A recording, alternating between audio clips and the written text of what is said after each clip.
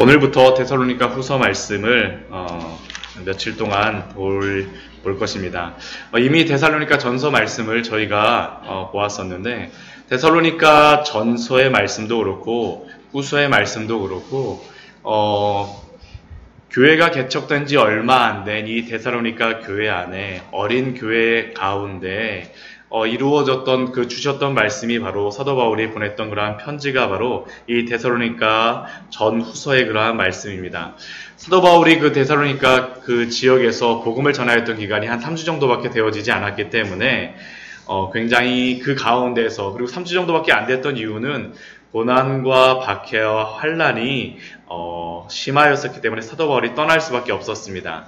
그러다 보니까 믿음이 연약하였던 그러한 데살로니가 교회는 여러 가지로 흔들리는 부분들이 있었었고, 이미 한 차례 사도 바울이 데살로니가 전서의 그러한 편지를 한번 보냈음에도 불구하고 여러 가지 아직까지도 해결되지 않은 문제가 데살로니가 교회 안에 있었습니다. 그래서 데살로니가 후서, 다시 한번 사도 바울이 보냈던 편지가 바로 이 데살로니가 후서의 그러한 말씀입니다. 이 데살로니가 후서의 말씀은 몇 가지의 그러한 목적을 가지고 보냈습니다. 오늘 특별히 1장 말씀에서는 데살로니가 교회에 아직도 있는 그러한 박해와 환난 가운데 이것을 어떻게 해석해야 되는지에 대하여서 알려주는 말씀이 바로 이 데살로니가 후서의 그러한 말씀입니다.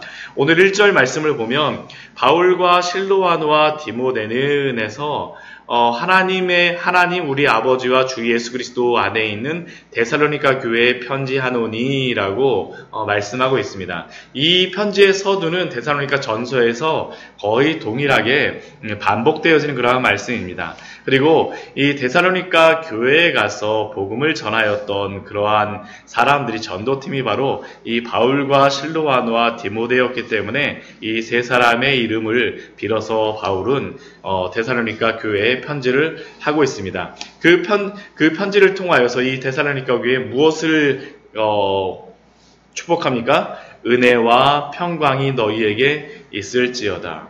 은혜는 하나님으로부터 오는 것이죠. 하나님으로부터. 하나님과 우리 주 예수 그리스도로부터 은혜를 받은 성도들. 은혜라는 것이 의미가 무엇입니까? 받을 수 없는 것을 주신 것. 그게 바로 은혜 아닙니까? 그리고 그 은혜를 받게 되면 무엇이 그 안에 넘칩니까? 평강이 넘칩니다. 평안함이 그 안에 있습니다. 우리가 이것을 아는 것이 너무나도 중요하죠.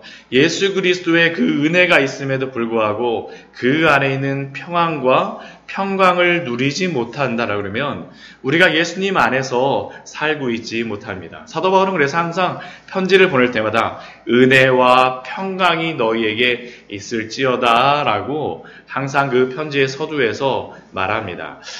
그리고 3절과 4절 말씀을 보면 사도 바울이 또한 그들에게 편지하기를 무엇이라고 편지하냐면 하나님께 감사한다라고 3절 말씀에서 그가 편지를 씁니다. 우리가 너희를 위하여 항상 하나님께 감사할지니. 사도 바울이 항상 데살로니가 교회를 볼 때마다 항상 하나님께 감사합니다. 왜 항상 하나님께 감사합니까? 그 뒤에 보게 되면 감사하는 그러한 그 감사의 이유들이 있습니다. 첫 번째는 너희의 믿음이 더욱 자라고, 데살로니가 교회 성도들의 믿음이 항상 자라나는 것을 보고 또한 그러한 소문을 듣고 있기 때문에 하나님께 감사합니다. 또 무엇 때문에 감사를 합니까? 서로 사랑함이 풍성함이니. 그냥 사랑한다가 아니라 그 안에 사랑함이 풍성합니다. 네. 어제 저희가 교회에서 탁구대회를 했었는데 얼마나 참 즐겁고 기쁘게 같이 나눌 수 있는 시간이었습니까? 데살로니가 교회 안에 이러한 사랑함이 풍성하다라는 것이, 그 고난과 환난 속에서도 사랑함이 풍성하다라는 것이 사도 바울이 가지고 있던 그러한 감사의 제목이었습니다. 또 무엇을 향하여서 사도 바울이 감사합니까? 모든 4절 말씀 보면 모든 박해와 환난 중에서 너희 인내와 믿음으로 말미암아 감사하는 겁니다. 너희 인내와 믿음으로 말미암아 모든 박해와 환난이 그치지 않았음에도 불구하고 인내할 수 있는 그 믿음, 그 안에서 믿음으로 살아갈 수 있는 그 데살로니가 교회의 모습을 보며 감사하고 있습니다.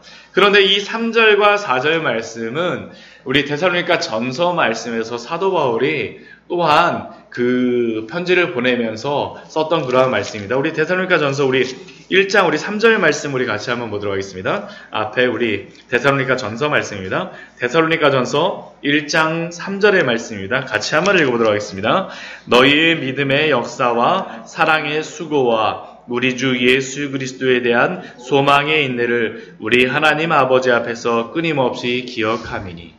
이 기도의 제목들은 이미 데살로니가 교회를 향하여서 사도 바울이 가졌던 것인데 더 감사합니다. 왜 그렇습니까? 믿음의 역사가 이제 더욱 자라났습니다. 자라나는 것들을 향하여서. 예전에는 믿음의 역사가 있었지만 더욱더 자라나는 그러한 모습들을 향해서 감사하고, 사랑의 수고가 있었지만 그 사랑이 어떻게 됐습니까?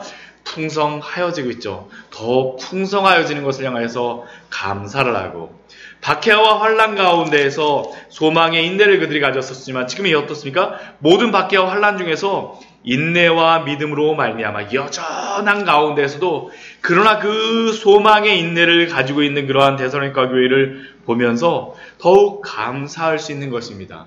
우리의 믿음이 바로 자라나는 것이죠.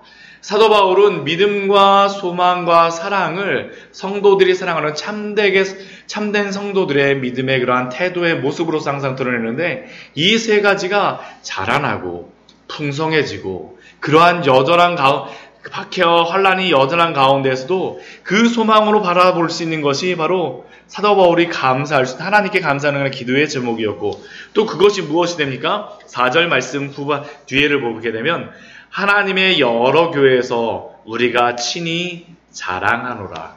데살로니가 교회의 이러한 모습들이 자랑이 되어졌습니다. 물론 사도 바울의 근본적인 자랑은 우리 주 예수 그리스도였지만, 그러나 이 데살로니가 교회의 모습을 보면서 어떻게 했습니까? 주 안에서 데살로니가 교회를 자랑하는 것입니다. 주 안에서 자랑하는 그러한 모습들. 그리고 이제 5절 이후의 말씀에서는 사도 바울이 이러한 그 가운데에서 또한 말씀하는 것들이 있습니다. 그것이 무엇이냐 하면 이 데살로니가 교회의 그러한 성도들, 이러한 믿음과 사랑과 소망의 그러한 모습을 가지고 살아가는 이 성도들의 삶 속에서 드러나는 두 가지의 특징을 이야기합니다. 첫 번째 것이 무엇이냐 하면 하나님의 공의로운 심판의 표가 드러났다라는 것이고, 또 한 가지는 하나님의 나라에 합당한 자로 여김을 받았다라는 것입니다. 그들이 그러한 환난과 고난 가운데에서 살아감으로 말미암아, 살아냄으로 말미암아 그들의 삶을 통해서 나타나는 것이 하나님의 공의로운 심판의 표가 드러나는 것이고, 또 한편에서는 그들의 삶이 하나님의 나라에 합당한 자로 여김을 받게 되어졌다라는 겁니다. 이것이 어떤 의미겠습니까? 데살로니가 교회의 성도들을 박해하는 자들에게는 그들의 그러한 믿음을 지킴으로 인하여서 그 박해하는 자들에게는 무엇이 드러나는 겁니까? 하나님의 공의로운 심판이 드러날 것이고, 또 이 데살로니가 교회의 성도들에 대한 믿음을 통하여서는 무엇이 드러납니까? 하나님 나라에 합당한 자로 여김을 받는 것들이 드러난다라는 겁니다. 그러면 이러한 데살로니가 교회를 향하여서, 또한 박해하는 자들을 향하여서 하나님이 드러내는 그러한 공의의 심판의 표와 합당한 자로 여김을 받게 하는 그 축복이 무엇입니까? 6절 말씀을 보면 그 심판의 표가 무엇인지를 우리에게 알려주고 있죠. 같이 한번 읽겠습니다. 너희로 환난을 받게 하는 자들에게는 환난으로 갚으시고, 하나님께서 드러내는 그러한 공의의 표는 다른 것이 아니라 환난을 받게 하는 자들, 박해하는 자들에게는 하나님이 환난으로 갚으시겠다라는 겁니다. 그러면 그 고난과 환난 가운데서 믿음으로 인내하는 자들에게, 그 하나님 나라에 합당한 자로 여김을 받는 자들에게 하나님이 주시는 그러한 축복이 무엇이겠습니까? 7절 말씀에 보면 이렇게 말씀하죠. 환난을 받는 너희에게는 우리와 함께 안식으로 갚으시겠다. 믿음을 지킨 자들에게는 하나님이 안식으로 갚으시고, 또한 그 박해하는 자들에게는 하나님이 환난을 내리시겠다는 겁니다. 이게 바로 하나님의 공의입니다. 공의. 근데 그러한 공의가 드러나는 때가 언제이겠습니까? 사도 바울이 이렇게 편지를 보내는 그러한 이유가 있습니다. 왜 그렇겠습니까? 환난과 박해가 너무 심하다 보니까 데살로니가 교회 성도들이 하나님께서 그 예수 그리스도의 재림이 임박하였다라는데 도대체 언제 나타나셔갖고 이러한 일을 하겠습니까? 이 환난과 박해로부터 우리가 언제 구원을 받겠습니까? 라는 그러한 질문이 있었습니다. 그러한 때에 사도 바울이 보낸 편지가 바로 이러한 내용의 편지였었죠. 그러면 이런 하나님의 공의가 드러나는 때가 언제이겠습니까? 8절 말씀에서 우리에게 그것을 7절 후반절 말씀에서 우리에게 그것을 이야기합니다. 주 예수께서 자기의 능력에 천사들과 함께 하늘로부터 불꽃 가운데 나타나실 때에 우리는 그러한 환난과 박해가 일어나면 하나님 당장이라도 해주십시오라고 하는데 하나님께서는 그렇게 하신다는 게 하나님의 때가 언제라는 겁니까? 주 예수 그리스도가 재림하실 때에 그러한 공의가 드러난다는 겁니다. 우리의 때와 틀리다라는 것이죠. 우리가 어제도 그 마태복음 말씀을 통하여서 그러한 원수 갚으시는 것, 우리가 그 원수를 사랑하라고 말씀하셨는데, 그러나 그 원수를 우리는 사랑하지만 하나님이 갚아줄 것입니다. 언제 갚아주겠습니까? 우리 주 예수 그리스도가 재림하실 때에 그러한 일들이 있다라는 겁니다. 그러면 하나님의 그러한 심판을 받는 그러한 사람들, 우리 주 예수 그리스도의 재림이 있을 때 심판을 받는 사람들은 누구겠습니까? 우리 8절 말씀에서 알려주고 있습니다. 하나님을 모르는 자들과 우리 주 예수의 복음에 복종하지 않는 자들에게 형벌을 내리시리니. 하나님의 공의를 받는 사람들, 심판을 받는 사람들은 두 부류입니다. 누구입니까? 첫 번째는 하나님을 모르는 자들. 하나님을 모르는 자들, 그리스도의 복음을 모르는 자들은 심판을 받습니다. 두 번째는 또 누구입니까? 우리 주 예수의 복음에 복종하지 않는 자들에게. 복음을 들었음에도 불구하고, 복음을 알매도 불구하고, 지금 이 데살로니가 교회 성도들을 박해하는 사람들이 복음을 모르겠습니까? 아닙니다. 복음을 알고 있습니다. 그럼에도 불구하고 힘써서 우리 주 예수 그리스도의 복음에 어떻게 하는 겁니까?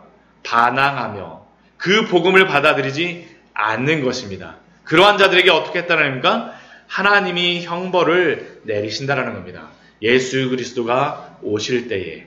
그리고 그러한 그 형벌이 무엇입니까? 우리 9절 말씀을 보면 이러한 자들은 주의 얼굴과 그의 힘의 영광을 떠나 영원한 멸망의 형벌을 받으리로다.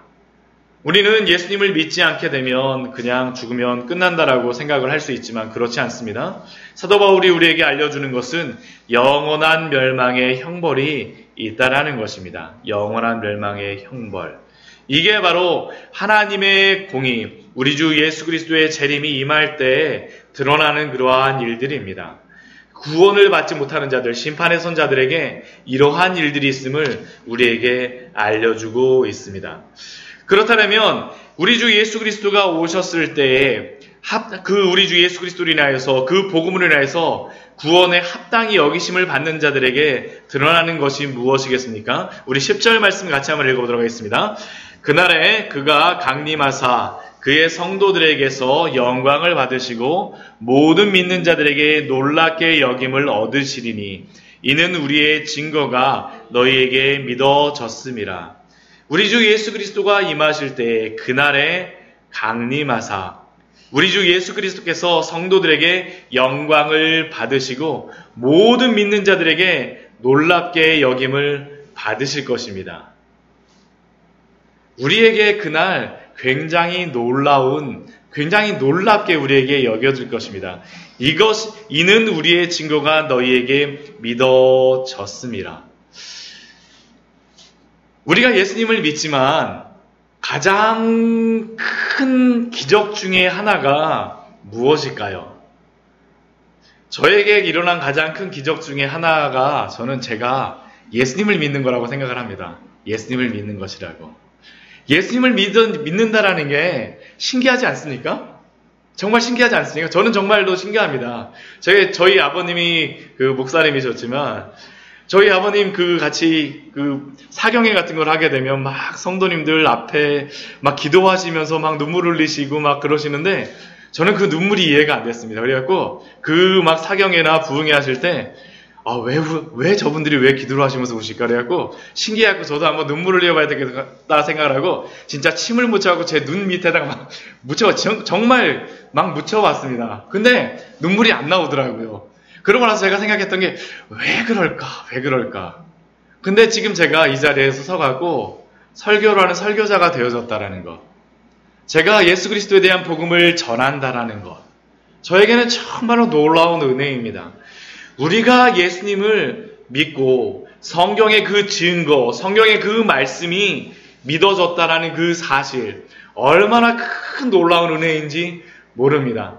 그것을 만약 우리 주 예수 그리스도가 오실 때, 그 영광 중에 오실 때 우리가 구원을 받았네 하면서 그 영광을 볼 때 그것을 보게 되면 얼마나 더 큰 놀라움이 드러나겠습니까? 이게 바로 10절의 말씀이 그것이죠.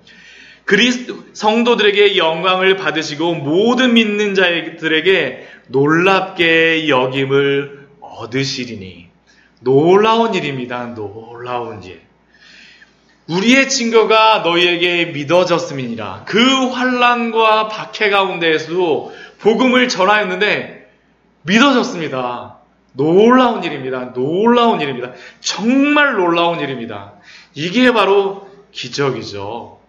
정말로 이게 바로 기적이죠. 우리 주 예수 그리스도의 그러한 복음에 합당한 자로 여김을 받아지는 게 다른 게 아닙니다. 믿어졌다라는 것. 성령님으로 인하여서 우리의 마음을 변화시켜 주셨다라는 것. 이게 바로 놀라운 일입니다. 이것을 바로 데살로니가 교회 성도들에게 보라고 지금 강조하고 있는 것입니다. 그러나 사도 바울은 그 이후에도 그러한 데살로니가 교회를 향하여서 기도하였습니다. 그 11절, 12절 말씀을 보게 되면 사도 바울의 기도의 제목들이 나와 있습니다. 우리도 항상 너희를 위하여 기도함은, 항상 너희를 위하여 기도함은 무엇입니까? 우리 하나님이 너희를 그 부르심에 합당한 자로 여기시고. 물론 그들이 그 믿음을 잘 지키고 있지만 사도 바울은 그들을 향하여서 항상 기도하였습니다. 그 부르심에 합당한 자로 여기시고. 하나님, 데살로니가 교회 성도들의 그 믿음을 그 고난과 환난 가운데에서 당신의 그 부르심을 따라서 붙잡아 주시옵소서. 합당한 자로 여겨 주시옵소서. 우리 기도하고 있는 것이죠. 또 무엇을 향해서 기도합니까? 모든 선을 행하는 그러한 그 데살로니가 성도를 향해서 기뻐하며 믿음의 역사를 능력으로 이루게 하시고, 그 데살로니가 교회 성도들의 그 믿음의 역사의 그러한 삶들을 하나님께서 날마다 행하고 있다라고 하지만 더 행하게 하여 주시옵소서, 더 살아가게 하여 주시옵소서 기도하는 것입니다. 또 무엇을 향해서 기도합니까? 12절 말씀 보면 우리 하나님과 주 예수 그리스도의 은혜대로 우리 주 예수의 이름이 너희 가운데서 영광을 받으시고 너희도 그 안에서 영광을 받게 하려 함이라. 우리 주 예수 그리스도의 영광을 향하여서 사도 바울은 기도하고 있습니다. 물론 우리 주 예수 그리스도가 이 땅에 오셔서 우리에게 복음을 주셨습니다. 성육신하시고 십자가에 죽으시고 부활하신 것들, 그렇게 하신 것이 무엇입니까? 우리를 구원하시기 위함이시죠. 그러나 더 근본적인 목적이 있습니다. 그 목적이 무엇이겠습니까? 우리 주 예수 그리스도의 영광을 바라보게 하는 겁니다. 바라보게 하는 것. 우리가 구원을 받고 나서 그것으로 끝나는 것이 아니라 우리는 하나님의 나라에 가게 되면 날마다 우리 주 예수 그리스도의 영광을 바라보며 즐거워할 것입니다. 이게 바로 사도 바울의 기도의 제목이었습니다. 구원받는 자들에게는 이것이 변합니다. 이 땅에 있는 것들, 이 아래의 것들만 구하면서 이것 해주세요, 저것 해주세요, 나에게 이것이 기도 제목이 있습니다. 물론 이러한 기도를 하는 것들도 중요합니다. 우리의 그러한 필요를 간구하는 것도 필요합니다. 그러나 예수 그리스도를 통하여서 우리를 구원하여 주심으로 말미암아 변화되어지는 것이 무엇입니까? 우리의 눈이 바뀌죠. 눈이 바뀝니다. 이 땅의 것들을 구하기보다는 무엇을 구합니까? 우리 주 예수 그리스도의 그 영광을 바라보며 그것을 찬양하며 기뻐하게 되어집니다. 이것이 바로 고난과 환난 가운데에서도 사도 바울이 그들이 이길 수 있는 그러한 힘이 바로 우리 주 예수 그리스도를 바라보는 것임을, 그 영광을 바라보는 것임을 그 사도 바울이 알려주고 있는 것입니다. 말씀을 정리하도록 하겠습니다. 오늘 데살로니가 후서 말씀은 그 고난과 환난 가운데 있는 성도들에게 두 번째 보내는 그러한 편지입니다. 두 번째 보내는 그 편지를 통하여서 단순히 그 고난과 환난 가운데서 괜찮아 그것을 말하는 것이 아닙니다. 무엇을 말합니까? 우리 주 예수 그리스도에게 그 시각을 변화시키도록, 그 무엇을 바라봐야 될지 알도록 그 시각을 변화시키기를 알려주고 있습니다. 오늘도 우리에게 이것이 필요하지 않겠습니까? 오늘도 우리의 삶 속에서 우리 주 예수 그리스도의 영광을 바라보며 우리를 변화시키신 우리 주님께 우리의 시야를 돌리며 우리의 삶을 살아가시는 우리 귀한 성도님들 되시기를 축원합니다. 같이 기도하도록 하겠습니다.